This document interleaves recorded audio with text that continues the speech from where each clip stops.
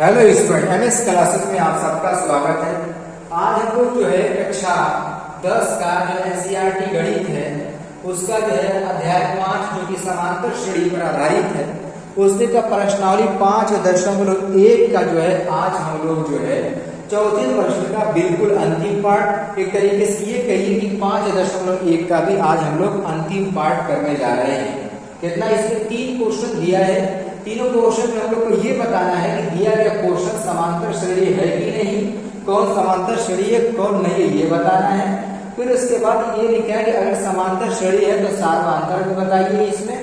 फिर उसके बाद कहा है कि समांतर श्रेणी है तो उनका 3 और पद भी ज्ञात कीजिए, ऐसा क्वेश्चन में कहा गया है। ठीक है, तो सबसे पहले हम लोग जो है क्वेश्चन नंबर 13 से शुरू करते हैं। यहाँ पर देखिएगा, यानी अभी तक हम लोगों ने इसमें का 12 क्वेश्चन कर लिया है। ये करड़ी में 3, करड़ी में 6, करड़ी में 9 और ये करड़ी में हमारा है 12। अगर इसको थोड़ा सा सरल करके बात करें तो यहाँ पर हमारा करड़ी में 3, ये करड़ी में 6 रह जाएगा, ये करड़ी से बाहर नहीं निकलेगा। इसको अगर निकालना चाहे तो ये हमारा 3 तो हो जाएगा और इसको निकालना चाहे तो ये हमारा 2 करड़ी में 3 हो जाएगा। ठीक है, अब इसमें जरा देखिए, सबसे पहले सार्वधातुक d1 d2 निकालना पड़ता है। फॉर्मूला लिखते हैं a2 माइनस a1। a2 का मान हमारा करड़ी में 6 है माइनस करड़ी में 3, ये घटेगा नहीं तो ये करड़ी के अंदर का करड़ी के अंदर से नहीं घटता। ये नहीं कि अंदर का अंदर से घटा को किसी भी तरीके से सरल कर दिए, ऐसा नहीं होता। इस चीज का ध्यान रखिएगा, ठीक है ना, ये नहीं घटेगा। इसी तरीके से d2 निकालेंगे तो हमारा 3 माइनस करड़ी में 6, ये भी नहीं घटेगा। इसके लिए देखो फॉर्मूला अगर लिखते हैं, फॉर्मूला क्या लिखेंगे कि a3 माइनस a2 क्या रहेगा, 3 माइनस करड़ी में 6, ये भी नहीं घट रहा है हमारा। जब नहीं घट रहा है तो हमारा सेम आ ही नहीं रहा है। हम लोग यहाँ लिखेंगे कि d1 does not is equals to d2, ये बराबर नहीं हो रहा। जब बराबर नहीं होगा हम लोग क्या सीधे सीधे करेंगे ए बी नहीं है। इस तरीके से लिख करके छोड़ दिया जाएगा कि ये समांतर श्रेणी नहीं है। ए बी में नहीं आएगा तो समांतर श्रेणी नहीं है, छोड़ देंगे यहीं पर। अब इसमें समांतर श्रेणी नहीं है, इसमें सार्वधातुक ज्ञात करने की आवश्यकता नहीं है। उम्मीद करता हूँ कि ये क्वेश्चन समझ में आ गया होगा।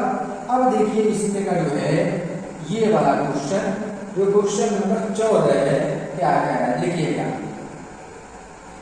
ये हमारा क्वेश्चन नंबर 14, 1 का स्क्वायर, 3 का स्क्वायर, 5 का स्क्वायर, 7 का स्क्वायर डॉट डॉट। तो सबसे पहले सबको स्क्वायर कर लिए, देखिए किसका कितना आ रहा है। यहाँ पर तो एक ही रह जाएगा, ये 9 हो गया, ये 25 और ये हमारा हो जाएगा 49। ये हो गया ना हमारा। स्क्वायर करने पर हम लोग को ये मान मिल जाएगा, मिल गया, हम लोगों ने ले भी लिया ये मान। अब इसके बाद इसमें हम लोग को पहले सार्वधातुक d1 यानी a2 माइनस a1 कितना आ जाएगा हमारा 9 माइनस 1 और ये आएगा 8 आएगा ना। d1 का मान 8 आ गया। फिर d2 का मान हमारा हो जाएगा a3 माइनस a2, a3 का मान कितना है 25 माइनस हो जाएगा हमारा 9, 25 में से 9 घटा लीजिए, आपको मिल जाएगा 16। मिल गया 16। हम लोग ये देख रहे हैं कि यहाँ पर हमारा d1 और d2 बराबर नहीं हो रहा। कहाँ बराबर हुआ, देखिए 8 आ रही है, 16 आ रहा है, बराबर नहीं हुआ।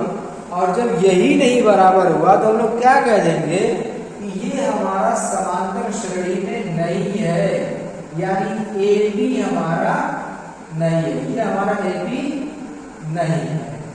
जब ए बी नहीं है तो इसको हम लोग अब आगे का जो 3 पद है वो नहीं ज्ञात करेंगे, इसको ऐसे ही छोड़ दिया जाएगा। तो हम लोग इसको ऐसे ही छोड़ देंगे, यहाँ पर लिख के छोड़ देंगे कि समांतर श्रेणी, बस हमारा हल हो गया।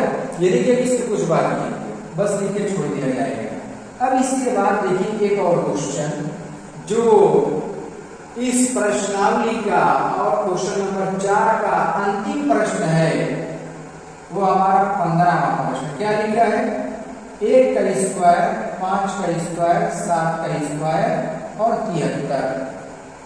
तो सबसे पहले हम लोग इसको सरल कर लेंगे। 1 का स्क्वायर 1, 5 का स्क्वायर 25, 7 का स्क्वायर 49 और ये हमारा है 73, ठीक है ना। अब हम लोग सबसे पहले इसमें D1, D2, D3 निकालेंगे, फिर उसके बाद ही पता चल सकता है कि दिया गया क्वेश्चन समांतर श्रेणी में है कि नहीं है।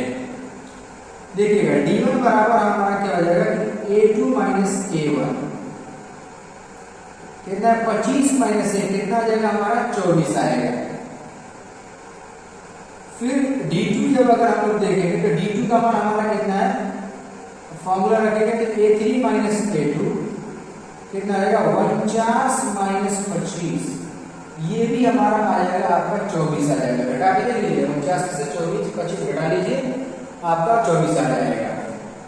फिर जरा D3 निकालिए तो A4 माइनस A3, A4 का मान कितना हमारा 73 और A3 का मान हमारा है कितना यहाँ पर 49, 13 में से 9 हो जाए 4 और यहाँ पर भी हमारा हो जाएगा 24। हम लोग ये देख रहे हैं कि इस क्वेश्चन में D1, D2 और D3 सब बराबर हो गया और इसका मान आ गया हमारा 24। और जब ये 24 आ गया तो हम लोग लिख देंगे कि AP है। AP का मतलब समांतर श्रेणी में है, और सब समांतर श्रेणी में तो कुछ नहीं करना है, आगे का 3 पद और ज्ञात कर देना है। कौन कौन सा? तो सबसे पहले A5 फॉर्मूला रहेगा कि A प्लस 4D, A का मान कितना है हमारा 1 है, फिर प्लस 4 गुणे हमारा हो जाएगा 24, 4 गुणे 24 1 प्लस 24 चौको कितना हो जाएगा हमारा, तो यहाँ पर 24 का जो है 4 में गुणा कर लीजिएगा तो 24 चौको हो जाएगा 96, तो 96 कितना हो जाएगा हमारा 97 हो गया। ये 5 का मान हम लोग को मिल गया वो 97 हुआ। फिर A6 निकालेंगे तो A प्लस हमारा हो जाएगा कि 5D, तो यहाँ पर हमारा है 1 प्लस 5 इंटू 24, यहाँ पर 1 प्लस 24 का 25 से गुणा कर लो तो 24 का 25 को गुणा करेंगे तो 120 होता है हमारा, 120 और 1 जोड़ देंगे तो 121 हो जाएगा। कौन सा? छठवां पद 121 हो गया। A7 निकाल लीजिए, A7 के लिए फॉर्मूला हो जाएगा कि A प्लस 6D, A का मान 1, 6 इंटू यहाँ पर 24 और 24 छठा कितना हो जाएगा हमारा, 24 छठा 144 होता है, ठीक है। बुरा ही करके देख सकते हैं, 6 चौको 24 के 4, 6 दूनी 12, 2 14। अब दोनों को जोड़ देंगे तो हमारा हो जाएगा 145। इस तरीके से जो हमारा ये 15वां क्वेश्चन समाप्त हो गया। आप ये जो है हमारी जो है 5.1 की जो प्रश्नावली थी आज जो है पूर्ण रूप से समाप्त हो गई। यहाँ पर अब प्रश्नावली 5.1 में कोई क्वेश्चन नहीं है, इतना ही क्वेश्चन था। सारा क्वेश्चन आसान क्वेश्चन था, इजी क्वेश्चन था, समझने के ऊपर है। अगर आसानी के साथ हल करने का प्रयास करेंगे तो सारा क्वेश्चन आप लोग जो है आसानी के साथ लगा सकते हैं। उम्मीद करता हूँ कि ये सारे क्वेश्चन आप लोग के इस सिलसिले में कहीं डाउट नहीं होगा, सारा क्वेश्चन भी आप लोग को क्लियर हो गया होगा। तो चलिए जो है अब हम लोग आज यहीं पर इस अभ्यास के लेक्चर को समाप्त करते हैं।